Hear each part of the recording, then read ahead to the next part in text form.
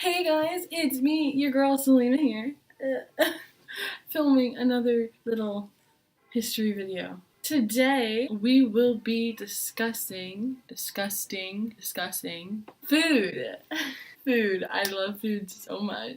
So yeah, we're gonna be talking about food and the improvement of food within the 1600s to present day. First, we're going to start off with American food in the 1600s and 1700s. In the 1600s, there were a lot of small farms, There wasn't a lot of urbanization yet. There was a bunch of just small farms. Everyone was all about that farming life and everything. So yeah, everyone was about farming. The middle colonies were known as the breadbasket colonies because they grew so many crops, including wheat, barley, corn, rye, all that good stuff.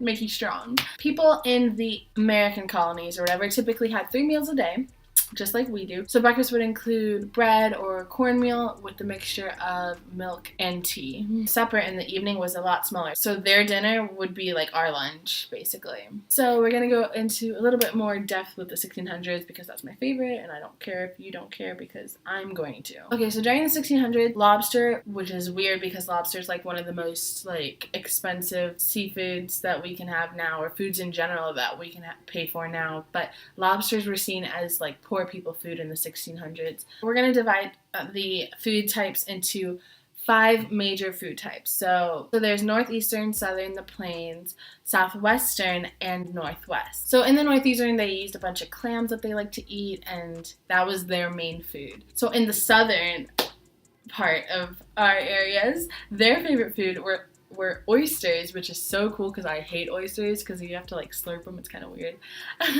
So they were all about fish, and they loved eating fish. Good stuff. In the plains, there were American hunters, and they were all about bisons. Let me tell you, when they were all about bisons, they followed the bisons. They believed the bisons gave them everything, and they did. The bisons gave them food. The bisons gave them, I keep saying bisons, I mean bisons. The bisons gave them fur and just everything that they needed. In the southwestern, corn was the most important food for them, and in second place, that would be beans. They loved that, and I love corn and beans. The people in the northwest would like to eat otters, seals, bears, elk, and deers because there were so many of them. So now we're going to talk about black cuisine, which is included in the 17th and 18th centuries. So black cuisine is food meant for West Africans. So salt, pork, and corn were most common to slaves. So they didn't get the luxury of eating the oysters or anything like that because, they're slaves and they didn't have their owners wouldn't give them that. So next we're going to be talking about food during the U.S. Civil War. So before the Civil War, everyone was still doing their whole vegetable and gardening stuff, go be a farmer. But as the war started, soldiers on both sides ate canned beans, and everything had to be rationed so that they could have enough food for the soldiers. So yeah, a bunch of their food resources just downgraded, and they had to go back to just rationing, and they just didn't have enough food for everyone. Now we're gonna jump right ahead to the 1930s. So this was, when the Depression was going on, and some people just starved to death because they could not afford food. And people ate what they grew and canned.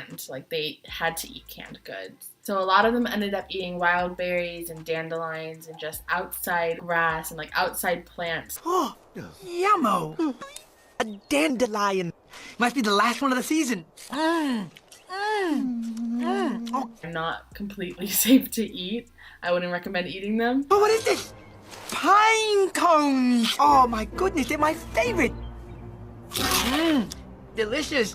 Oh, that's a good eating. So now we're gonna skip along to present day, where we have a bunch of cool foods like pizza, brownies, and a bunch of just different interesting foods from all different cultures around the world. America's come a long way from just day one, which was farming and crops and bisons and stuff, but now we're full of diverse foods from all over the world. We have Mexican, we have Thai, we have Japanese, Chinese, we have Puerto Rican, we have just a bunch of different diverse foods that everyone can get a chance to try in America. And I feel that the development of food has truly just, get it, America.